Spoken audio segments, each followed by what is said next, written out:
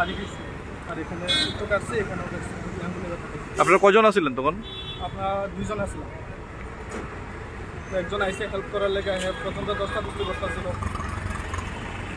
আগে আপনি কর্তব্যরত অবস্থায় থাকাকালীন একজন বাইক চালকের সাথে ধস্তাধস্তি হলো, মূলত কি কারণে ছিল বিষয়টা?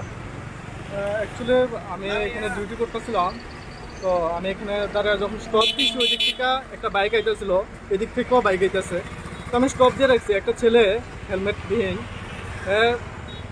স্টপ না মাইন না আয়া পড়তেছে, একটুর জন্য বাড়ি খাইছে না। তো তারপরে হেরে আমি জিজ্ঞেস করলাম, ভাই কী হয়েছে তোমার?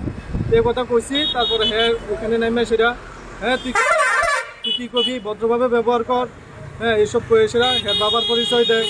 বাবা কোন ম্যাজিস্ট্রেট স্যারের ড্রাইভার না কিটা।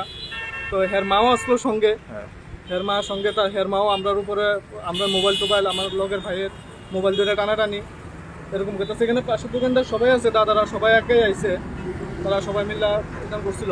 আমরা বুঝতেছে বারবার রিটার্ন করতেছি, মানে বাইকটা কি আপনাদের ট্রাফিক সিগন্যাল না মানছে না? আমার থেকে দস্তাদস্তি করে নিয়ে গেছে। আমি আঙ্গুলে ব্যথা পাইছি এখানে, তো আমি হসপিটালও গেছিলাম, গিয়া কথা কই এসেছি।